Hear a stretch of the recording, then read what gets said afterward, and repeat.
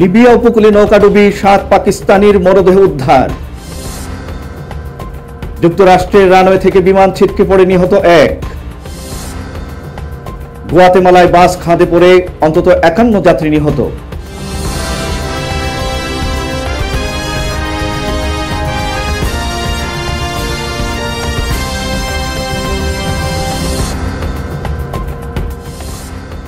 আসসালামু আলাইকুম। সার্চ টিভির আন্তর্জাতিক সংবাদে আপনাদের সকলকে স্বাগত জানাচ্ছি। আমি মোহাম্মদ রফিকুল ইসলাম।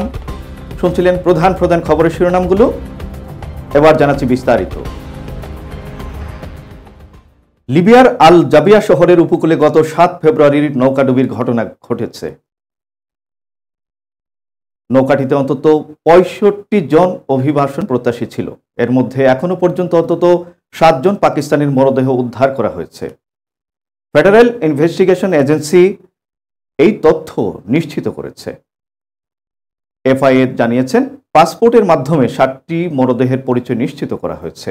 এর মধ্যে 6 জন খাইবার পাখতুনখোয়ার কুররাম জেলার এবং আরেকজন বাজুর এলাকার বাসিন্দা ছিলেন।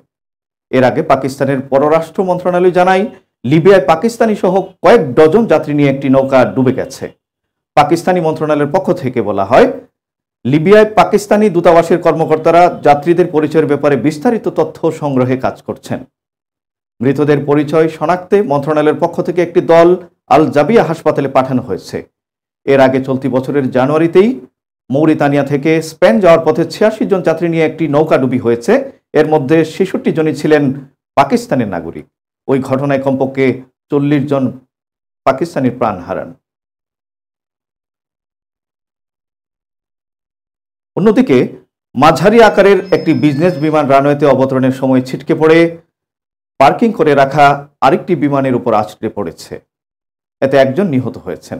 যুক্তরাষ্ট্রের অ্যারিজোনার স্কটসডেল পৌর বিমানবন্দরে এই ঘটনা ঘটে।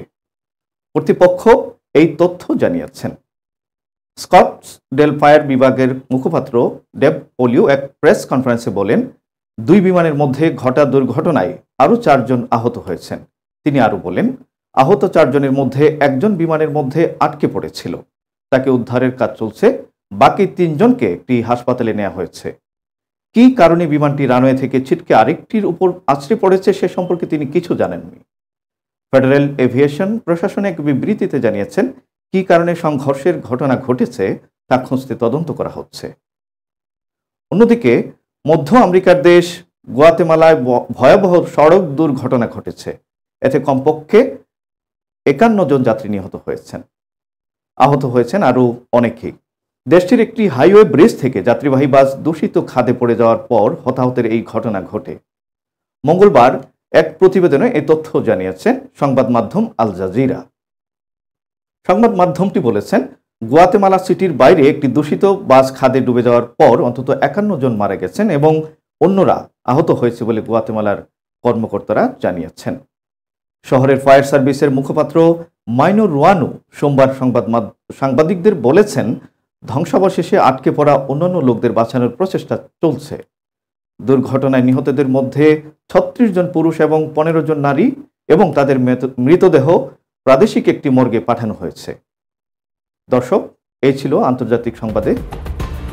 এতক্ষণ সাথে থাকার জন্য আপনাদের ধন্যবাদ। পরবর্তী সংবাদ দেখার আমন্ত্রণ জানিয়ে এখানে শেষ করছি। খোদা হাফেজ।